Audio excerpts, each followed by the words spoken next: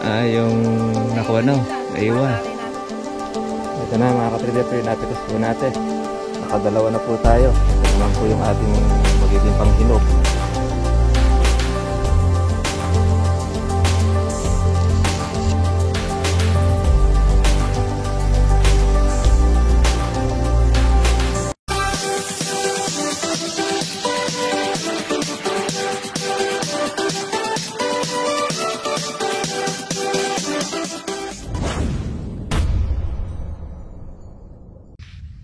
Kumusta na mga katribya? Welcome to my channel. Magandang umaga po sa lahat po ng ating mga kasubscriber, pati na po yung mga katribya natin na mga bago pa lang po na muna nakatutok po ng ating channel.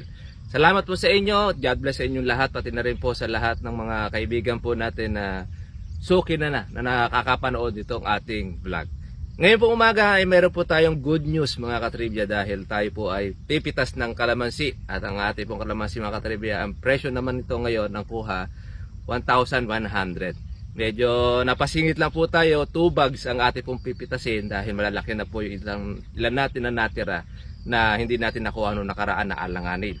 Kaya yung pong kalamansi mga katribya, basta't pagkapatuloy lang po tayo sa ating pong pag-aalaga, masarap yung pinipitas mo, yung iyong pinaghirapan.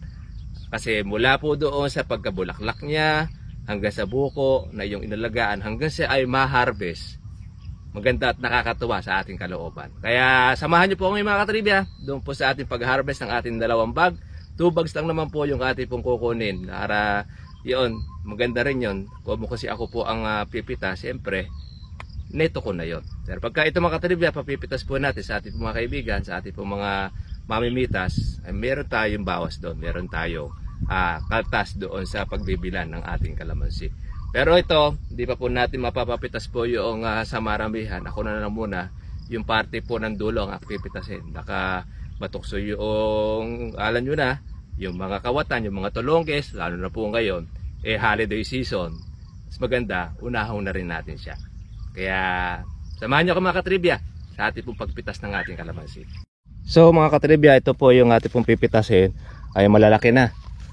Ayan, yun po yung tinatawag po natin na uno. Pag ganyan po mga katribya po ang size, uno na po yan. Yan po yung ating kukunin mga katribya. Yan. Hindi naman po siya gano'ng karami. Pero kung siya po ay nakalaki, sulit na mga katribya. Yan po yung ating kukunin mga ka-farmers. Ngayon, start na po tayo ng ating pong pagpitas.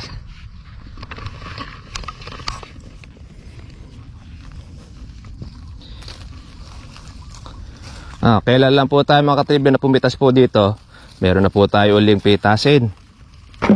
Ayan, napakasipag ng kalamansi natin. Talaga nga naman, lalo na po pagka ganyang ang kalamansi demand ngayon, in demand. Kaya sulit.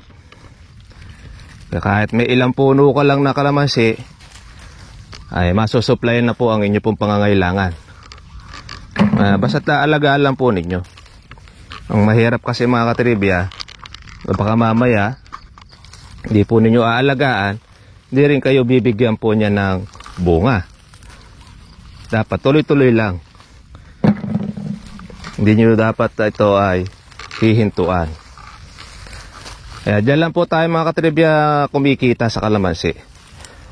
At meron kang kapital, meron kang puhunan.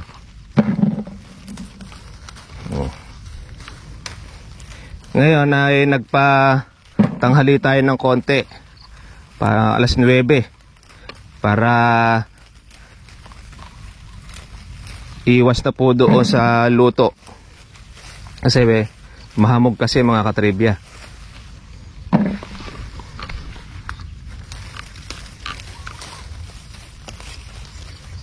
Para hindi po against the light yung ating kuha ng video.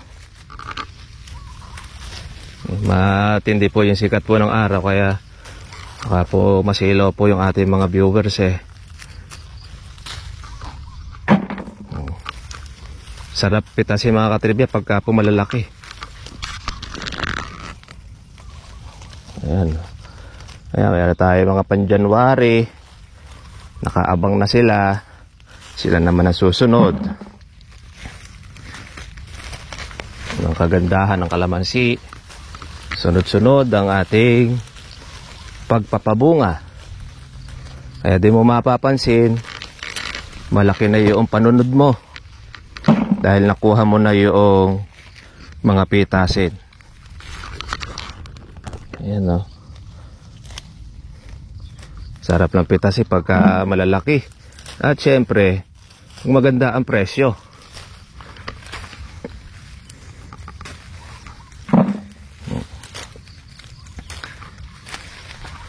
Kaya malaya na uli yung mga malalaki natin dahil nakuha na.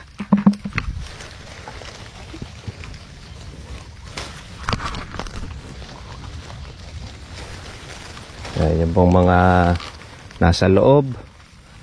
Yan, nakukuha na natin yan. Dito rin nawawala po ang reject. Yung mga naiwan natin yan nakaraan. Dahil sa pagpitas mga katribya, hindi po ninyo mape-perfect yan na walang matitira na pitasin na inyong maiiwan. Tsak na tiyak, may maiiwan at may maiiwan. Yan, nakarami na po tayo.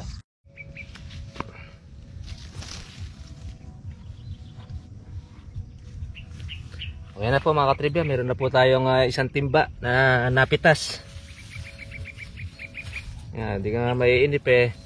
Meron na tayong kalahating red bag.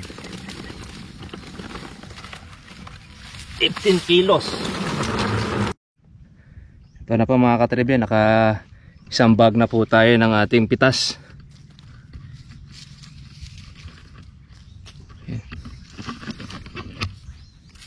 Tulong natin yung mga nalaglag.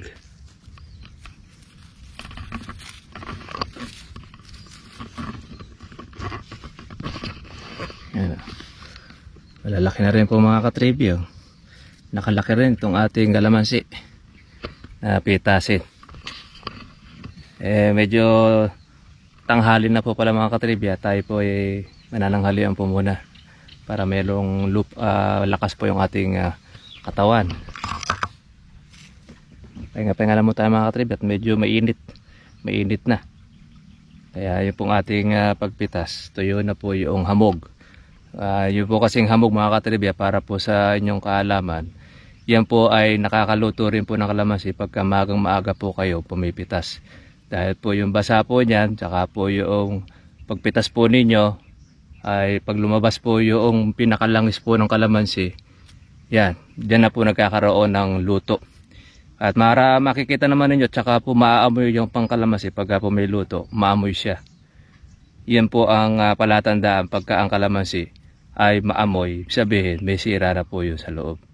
Kaya maging man po yung mga tindera, yung mga biyahero, yan din po ang kanilang tinitingnan. Yung kanilang pang-amoy, naamoy nila, kung maamoy ang kalamansi, lalo na pagka umuulan, mas marami po kasi ang merong sira. Pagka kasi sa red bag ay maamoy siya, ay kalimitan, konti ang matinong nakukuha. Dalasan, puro po mga luto na siya, brown na, ganon ang resulta ng kalamansi. Kaya maging sa pagpitas ay maging maingat din para hindi po masira o maging reject ang ating kalamansi.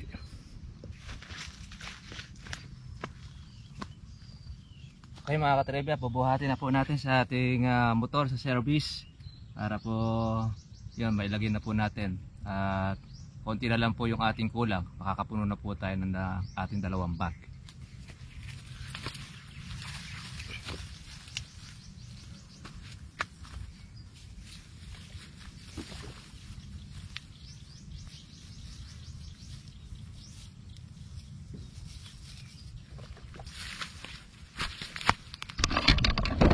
Okay. Let's go na tayo.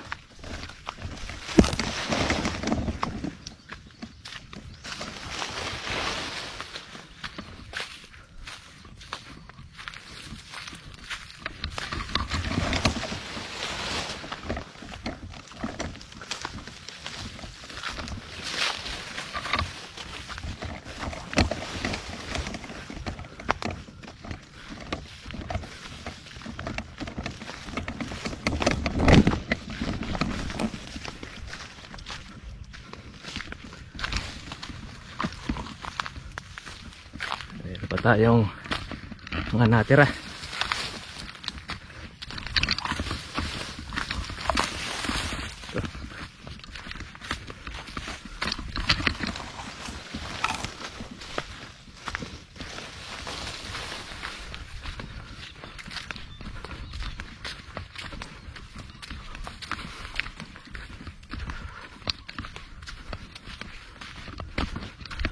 Yan.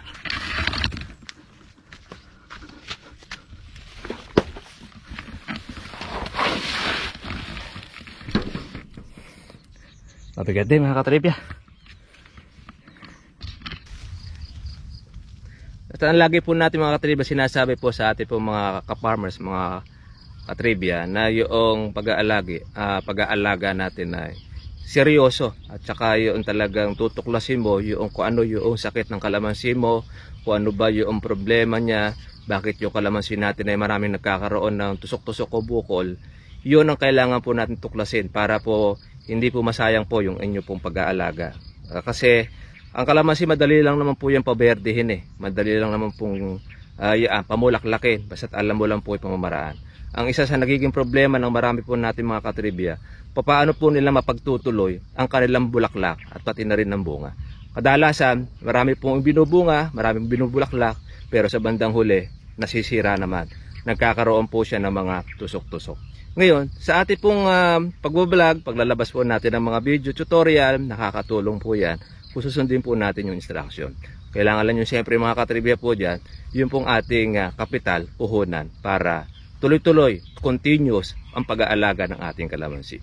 Alam nyo po mga katribya, sa kalamansi kasi, pag yan po ay hinintuan po natin ng ating pag-aalaga, ay hindi rin po tayo bibigyan nito ng income. Kaya mahalaga po sa kalamansi, continuous ang pag-aalaga na ating ginagawa.